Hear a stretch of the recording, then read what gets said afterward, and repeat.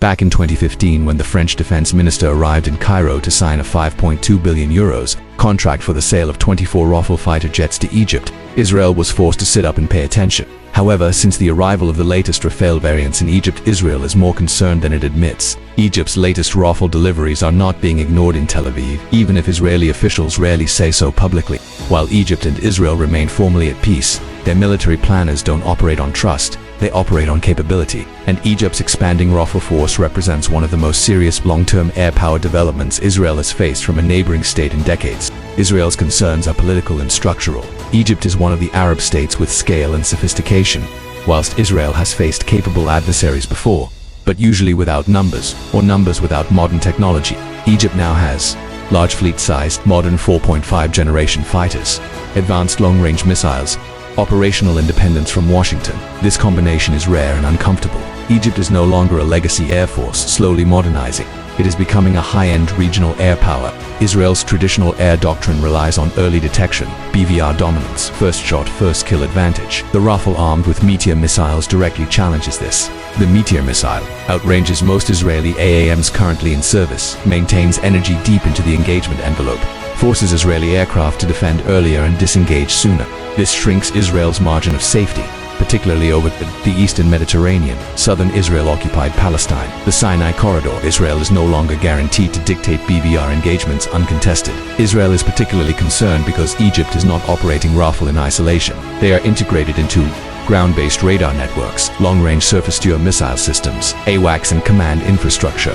This creates overlapping kill zones, where Israeli aircraft would face fighters, missiles, electronic warfare pressure.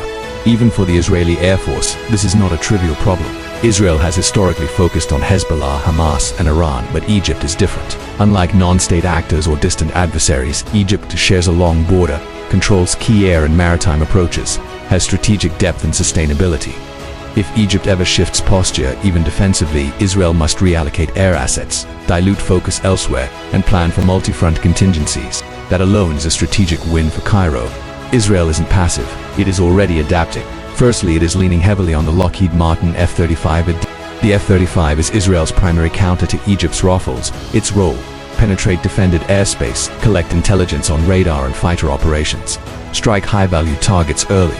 Stealth allows Israel to avoid meteor engagement envelopes, disrupt Egyptian command and control, target enablers rather than fighters. But stealth is not a magic shield, especially against layered air defenses.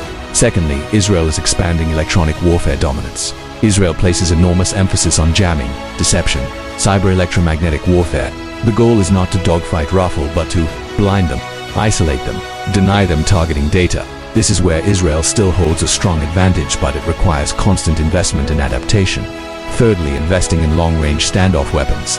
Rather than pushing fighters into dense air defense zones, Israel increasingly relies on standoff munitions, air-launched cruise missiles, precision strikes from outside, engagement envelopes. This reflects a clear understanding. Egypt's airspace is becoming too dangerous for casual penetration.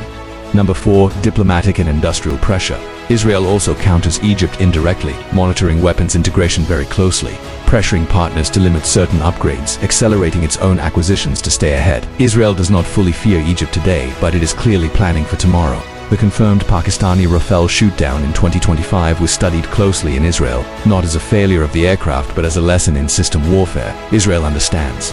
No fighter is invulnerable. Networked combat decides outcomes. Discipline and integration matter more than branding.